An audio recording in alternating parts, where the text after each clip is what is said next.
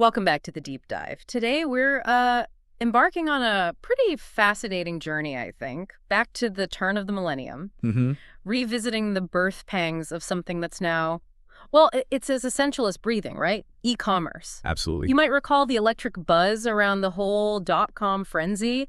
It was a time of these just audacious promises and even wilder dreams for what everyone was calling a new economy. Oh, yeah. Definitely remember that buzz. So our mission for you today is to try and cut through some of that historical noise, extract the really vital nuggets from that pivotal period.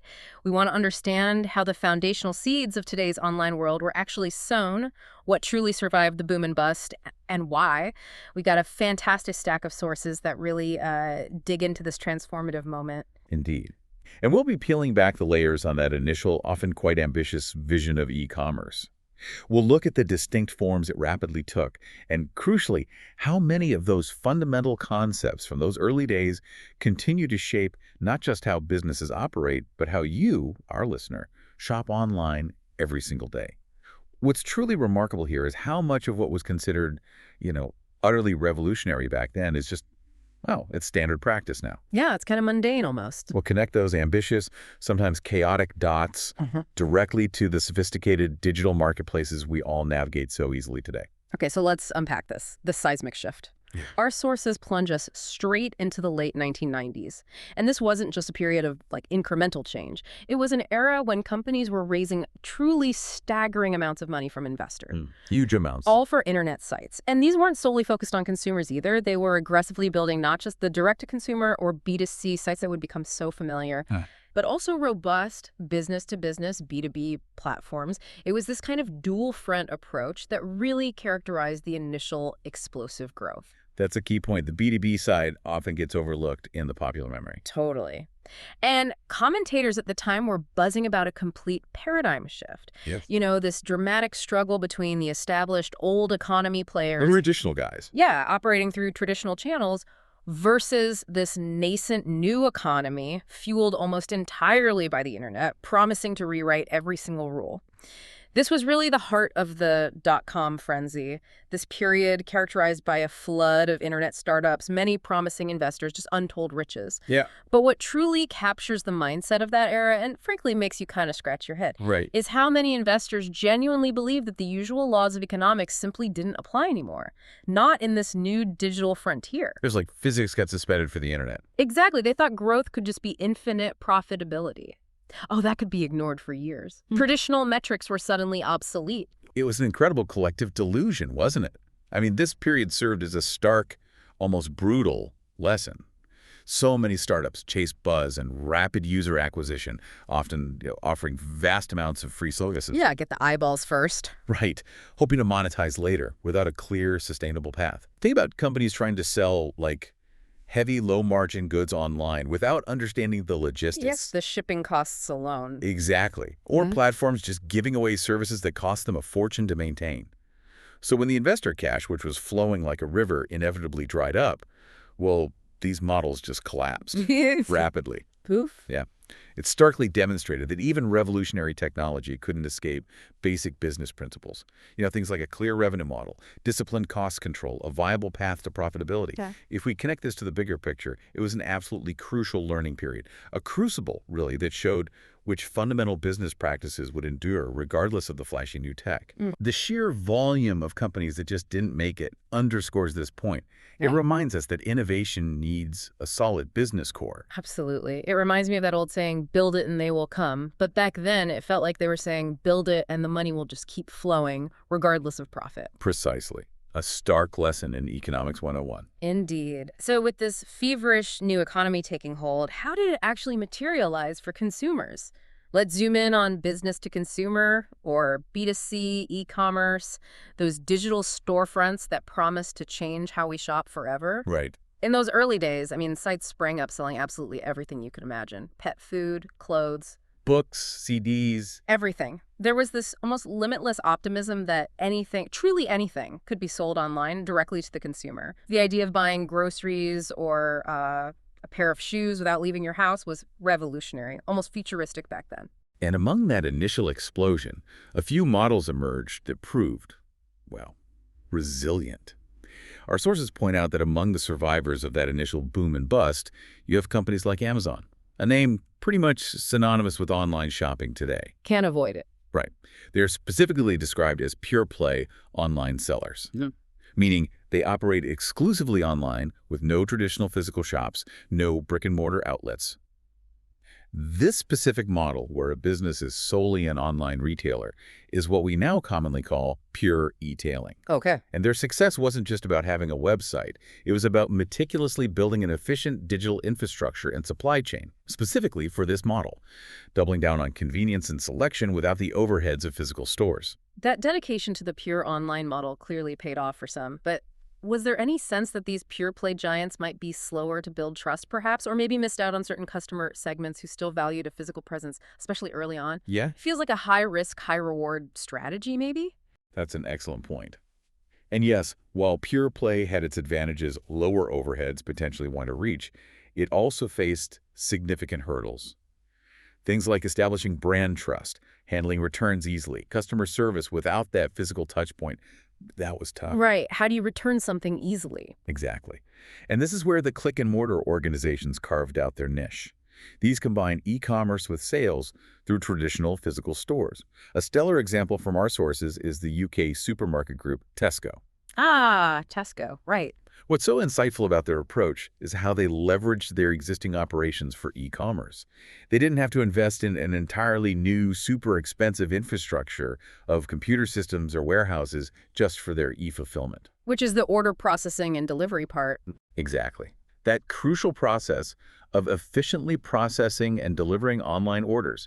They already had the physical stores as local hubs. They had established supply chains, existing warehousing. They simply needed to integrate the online ordering system.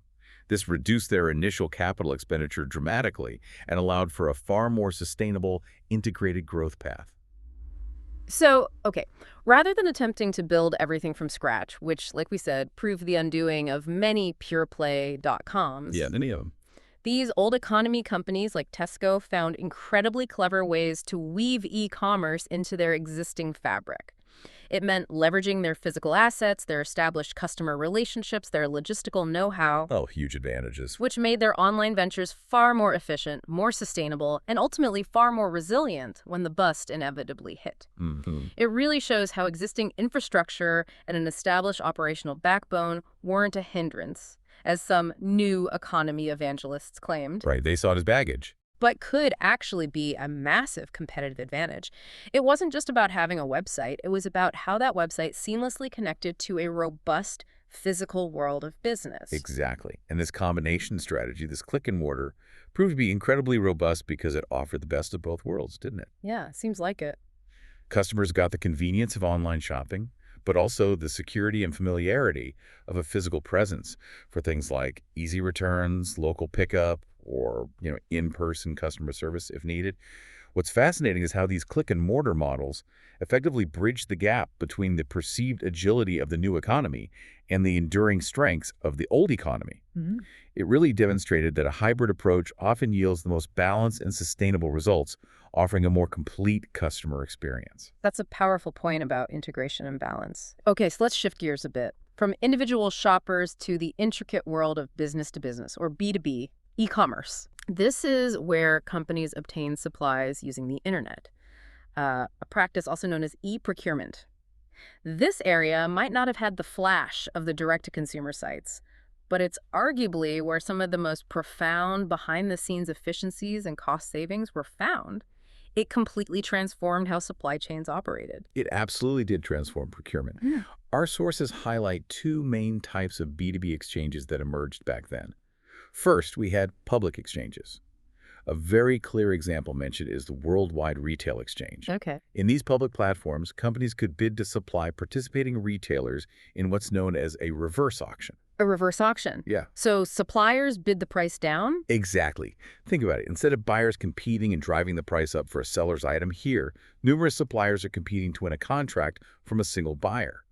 The supplier offering the lowest price, provided they meet the quality standards, of course, gets the contract. Right. This model clearly drove immense competition among suppliers. It led to better pricing, improved terms, and significantly increased efficiency for the buyers. It sort of democratized the procurement process for many industries, making it more transparent and competitive. That sounds like a powerful model for driving down costs and fostering competition in B2B. But did these public exchanges ever raise concerns about, say, revealing too much strategic information? Uh, What were the potential downsides for companies looking to protect their competitive edge? It seems like transparency could be a bit of a double-edged sword there. you've hit on a crucial tension that still defines B2B strategy today. Absolutely. While public exchanges offered undeniable efficiency, the very transparency that made them powerful could also be a strategic vulnerability. Makes sense. Companies didn't always want to broadcast their exact procurement needs, their volumes, or their target pricing to the entire market, especially not to competitors who could potentially glean insights into their upcoming products or production capacities. Right, giving away the game plan. Precisely. And this is exactly why private exchanges also came to prominence. Our sources mention that this is where a single company deals directly with its preferred or pre-qualified suppliers. They might do it in a similar way, perhaps still conducting a reverse auction, but crucially, it happens within a closed, secure environment. Okay, so more controlled. Much more controlled. They maintain control over who sees their requirements, protecting sensitive information and fostering closer, maybe more long-term relationships with a trusted supplier base. So it's about balancing that raw efficiency you get from open markets with the critical need for strategic privacy and maintaining a competitive advantage. That's the balancing act. It's fascinating how those distinctions emerged so early on. And whether they were public or private, both these types of exchanges are often broadly referred to as e-marketplaces, trading hubs, or trading platforms. Lots of terms for them. Yeah, the terminology underscores their function as these dedicated digital environments for commercial transactions between businesses. It transformed the speed and scope of trade. Exactly. Yeah. And this raises an important question that businesses still grapple with today, right? How do you optimize for cost and efficiency through open competition, Right. while simultaneously safeguarding proprietary information and maintaining the strategic relationships essential for innovation and reliability? Right. It's a dynamic tension, constantly evolving with new technologies, but its roots are really in these early distinctions between public and private e-procurement models. So what does all this mean for you, the person who, effortlessly clicks around online today? We've journeyed through the grand, almost utopian vision of the new economy during that dot-com frenzy and seen how it ultimately gave way to more practical, distinct, and ultimately more sustainable models for both B2C and B2B e-commerce. The initial explosion of ideas, while undeniably chaotic, it really laid down foundational concepts that are still relevant. Very much so. Understanding these foundational concepts from pure e-tailing, which is basically how you shop on Amazon or similar sites, to the strategic intricacies of e-procurement that power the complex supply chains behind pretty much every product you buy, it helps us truly appreciate the sophistication behind that simple click of a button today. It's not just magic. It's a direct descendant of those early, often messy experiments and the lessons learned from both their soaring successes and, well, their spectacular failures. And as you navigate the online world, maybe from adding an item to your cart to even considering where a company sources its materials, it's worth considering how these early e-commerce models, even the ones that ultimately failed, how they laid the groundwork for the innovations you see every day. The failures were arguably just as instructive as the successes. They forced a crucial pivot back to fundamental business principles. That's a great point. The failures taught hard lessons. Absolutely. And perhaps the next time you marvel at the speed and convenience of online commerce, think about what aspects of that so-called old economy, thinking things like sound business principles, careful financial planning, having a clear, viable path to profitability. Yeah. Think about how those proved surprisingly resilient and absolutely necessary for the new economy to truly thrive and become the ubiquitous, indispensable force it is in our lives today. It's a powerful reminder, isn't it, that even the most revolutionary technology needs a solid traditional foundation to really stand the test of time.